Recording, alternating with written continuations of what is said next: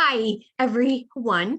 I am just going to do a video about the Word or some of the Word documents that you saw on your Google Classroom. So these first two objects are from the Metropolitan Museum of Art online collection search. So you have this first object here. This is actually part of a statue. So this is just the statue base part that I've web captured because that is where the hieroglyphic inscription is. So the royal, so that first word here is that Neswit here. So that's NSWT, and that corresponds to this here. So this is a trilateral because it's a hieroglyphic that stands for 3 sounds. And then we have the next word, which is the acquaintance part. So, or acquaintances, which is that RX. And so that corresponds to this here. And then we have the two personal names. So the Mimi and the Sabu. So the Mimi is this MMJ, which is this word here. So we have MMJ. So each one of these is a unilateral because it is a hieroglyphic that stands for just one sound. And the unilaterals are the most common type of hieroglyphics. And then we have that last personal name, Sabu, here. So this is S, that capital A is the vulture, and that is the sign that kind of looks like our number 3. And then we have B and then .W. So that is this last part here. So that's an S. And then we have that, which is the capital A part. And then we have B. So these two hieroglyphics are unilaterals,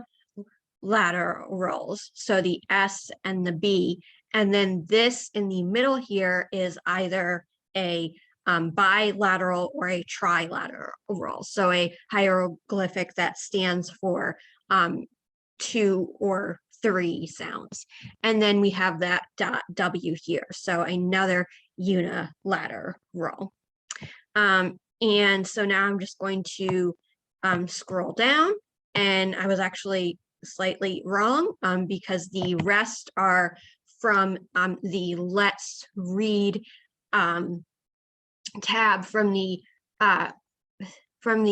step-by-step hieroglyphics site. So these red marks, just like the ones here, these are ones that I put on myself, so I was able to web capture the original text and then do these modifications. So the first object is the ear stele.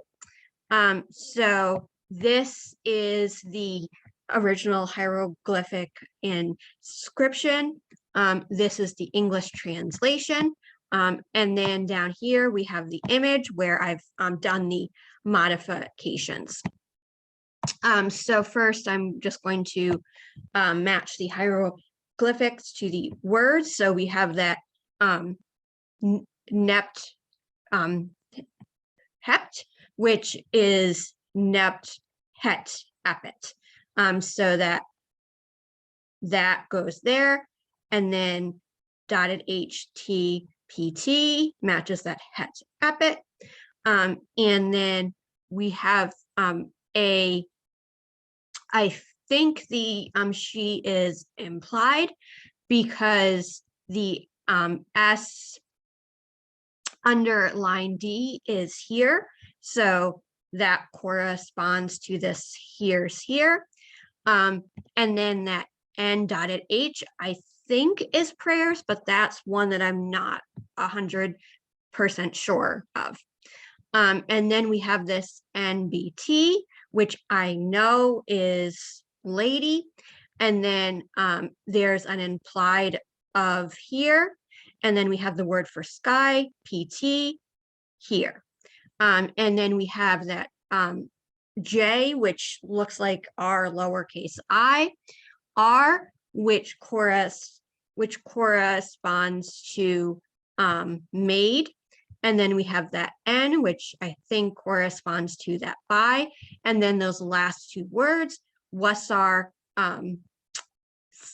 S, Vulture TT, is that sat. So Wasar is there, and then sat is there. So now I'm just going to go to the markings up. So the way that you read this actual object, again, this is divided into registers, which is something that you will see over and over in hieroglyphic text, and the economic status of the person who commissioned it or who it was made for plays into how clear those registers are, and the intended function of the object also plays into how formalized those registers are as well. So in this case, because it's a stele, the registers are pretty clear, but it's a stele that's not made for someone who's, a really high ranking noble. So the actual hieroglyphics, are not as crisp and as fine in their execution as you see on like some of the New Kingdom temple walls. So this is the register that you read first here. So that's why it's labeled A. And then this is the register that you read second, which is why I've labeled it B. So this is that NBT. So that first personal name, or that first name, this part here, NBT, is this part. So this is a this is a either a trilateral or a bilateral. And then this is dotted HT.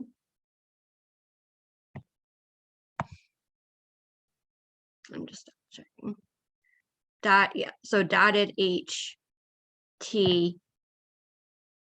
So this is a bilateral because it stands for two hieroglyphic sounds. And then you have that stool, that's the P. So together, this is the dotted HT, P, T part here.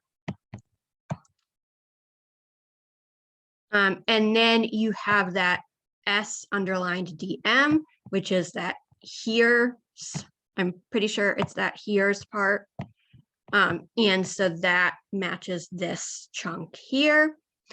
And then that next one, N dotted H, is here. So, or is this word. So this, I'm pretty sure, is prayers. But again, this chunk here, I'm not 100% sure that I'm right. Whereas the other parts of the text, I know for sure that I got it correct. And so then that next part, NBT again.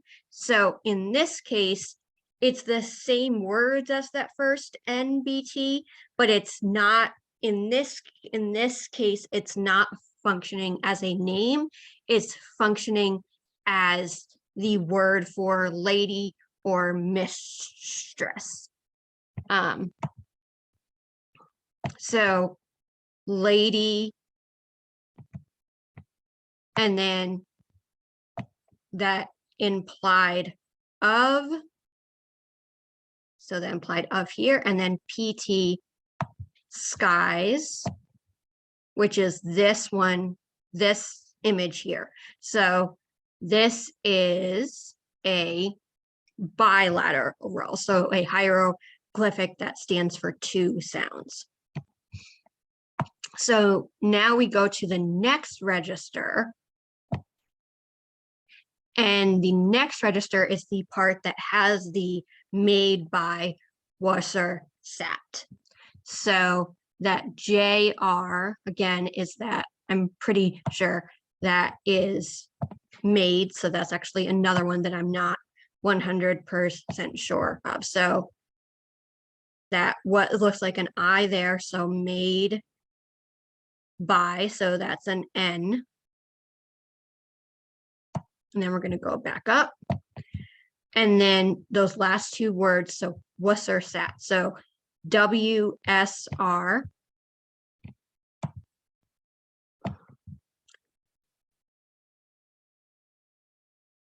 which is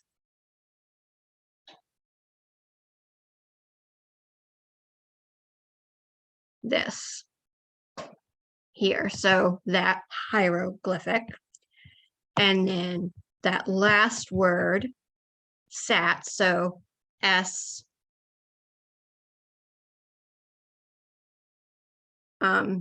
what I call 3TT. So S, and then this is the 3 part, or the 3, or what looks like a 3 in the A hieroglyphic part. And then this is the TT. So this is the determinative part of the word. The next object is part of a statue base of King Amenhotep III. So I'm just going to scroll down a little bit so you can get an idea of sort of what the object looks like and how I've chunked it up. So again, you can see the idea of registers. It is pretty clear. And in this one, because this object was intended for, someone royal, the registers are really clear, and the hieroglyphs themselves are definitely crisper than you saw in the ear steel lay piece. So again, I've sort of given you, or I've labeled the registers alphabetically in the order that they're meant to be read. So you read this register first, and then this register next, and then this register last.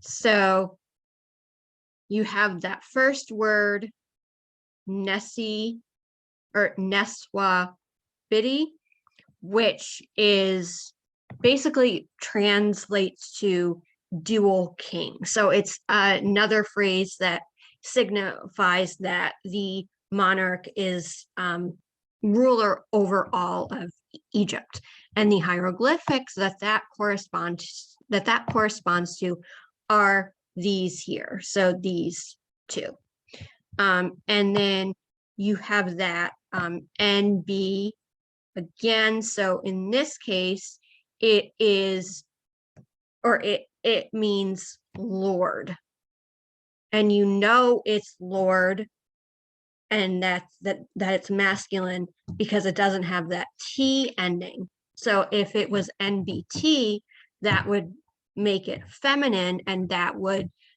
give you the clue that it's translated as mistress or lady. And so you have then, this is the Lord, and then you have that next word here, Tao Wei. So this one here, and this is, or this equals that phrase, of the two lands. So this part of the sentence structure is basically part of the formulaics that most kings were given as part of their names. And it's sort of hard to see, but it's this set of hieroglyphics down here. So it's two straight lines. And then you go to this next part, N, B, M. So here through that R, and then what looks like a C that's just sort of hanging in the air. So this part together, this is Amenhotep's personal name, Neb-Matra. So this is his personal name, and it's Egyptologists that have given him that number. So have given him that he's the third Amenhotep. And so you know it's his name because his name as a royal name is in a cartouche, which is what this is. So this hieroglyphic chunk is this part of the inscription up to this. And then you have the next part, that D, J, which again to us looks like a lowercase I. And then that, again, that C that looks like it's sort of hanging up in the air, and that is an ion. So ion, and then N and E, elliptical H. So those two hieroglyphic words, D, J, is gives or given or some variation of that. So that matches that given part here. And then that ion and elliptical H is basically Ankh. And so one of the ways that that can be translated is life. So together, the DJ matches the given, and then that Ankh matches the life. And so the hieroglyphic correspondence is this here. So we have this, what looks like a pyramid. So that is the hieroglyphics. And in this case, it's a bilateral, so a hieroglyphic that stands for two sounds. And so that again matches the DJ, which matches the gives or given. And then you have that Ankh, so that ion and elliptical H. So we have, in this case, it's functioning as a trilateral. And it's this object here. So given life. So just to review, nesse bede, Lord, and implied of the two lands, and then the throne name. So Amenhotep III, given life. So that's our first register. So now we're gonna move on to this side here. So we're gonna go back up. And so now the next chunk of the hieroglyphic text up here that we're going to look at starts with this MRY. So that MRY is, or matches that beloved part here. And on the object, it matches this part here. So this is the MR. So in this case, we have a hieroglyph that is functioning as another bilateral. And then we have Y. So when you see what looks like two sort of flags, that equals the unilateral Y. If it's just one of these flags, that is the unilateral J. So this is the beloved part. And then you go back up here. So you start up here. So there's an implied of here. So implied of, and then you have another name. So Dej Esneretu. So that is what matches this part here. So underlined D, S, R, and underlined T, R, W. So what does that match here? That matches this part here. So this is another name. And then that next chunk of the that last chunk of the translation is Lord of the said festival. So that's what these last three words here match. So again, you have that NB. So that matches the Lord. So here. And then you have an implied of here. And then that said festival, or heb said. So that last word here matches these hieroglyphs.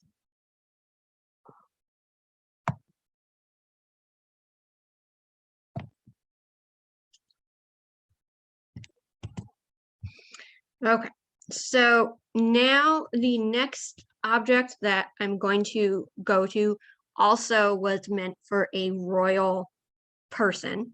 And in this case, it is a seal. So again, this is the hieroglyphic inscription. And then this is the English translation. So the first part is this Sa Re. So that S, what to us looks like a 3, and then that R, iron, that S, what looks like a 3. One of the translations of that can be sun, like a biological sun. So there's an implied the here, sun, an implied of, and then that R, iron 3, one of the ways that that can be translated is as the god Re or Ra. And so that matches that Re here. So an implied the, sun, implied of, Ra.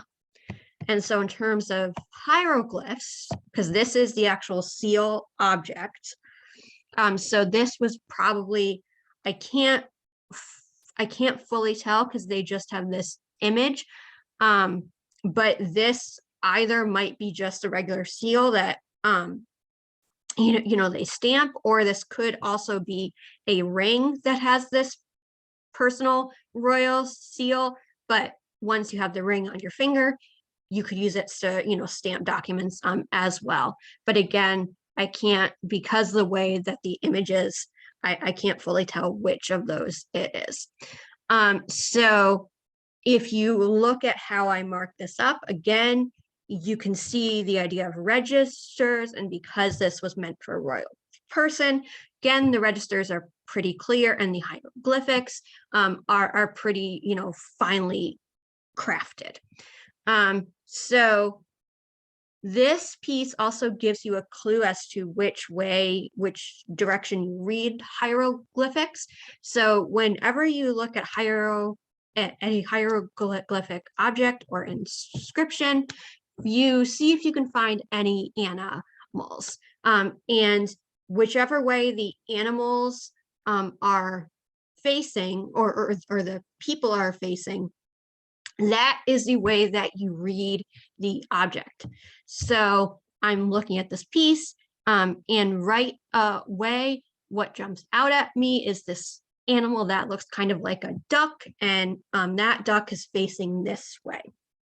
So that's how I know, okay, I start to read on this register here, and I start on this side, and I go then to here, and then I go down.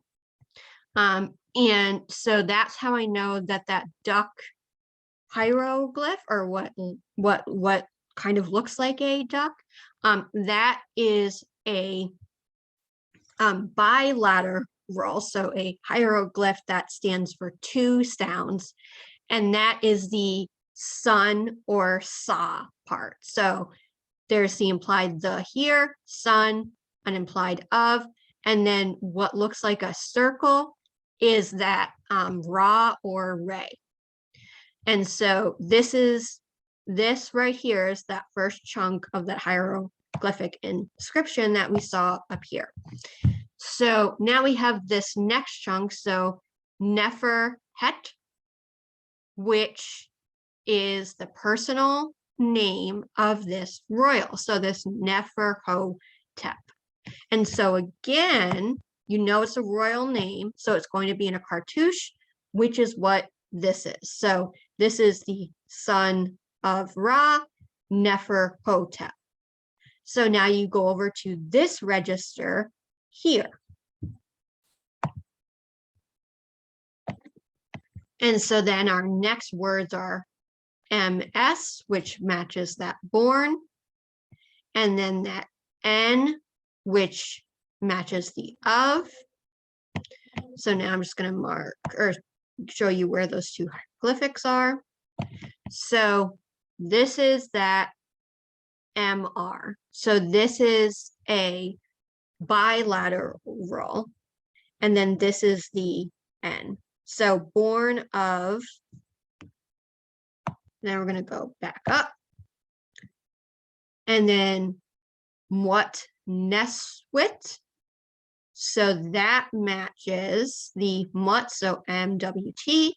That matches the mother here. And then that Neswit is the royal, so NSWT. So that matches the royal here. And so again, the glyphic, so this matches the royal, so the Neswit, and then this is the mother.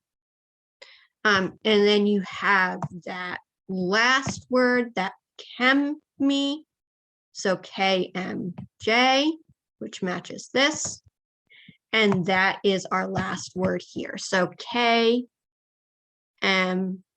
So this red line I put there by mistake.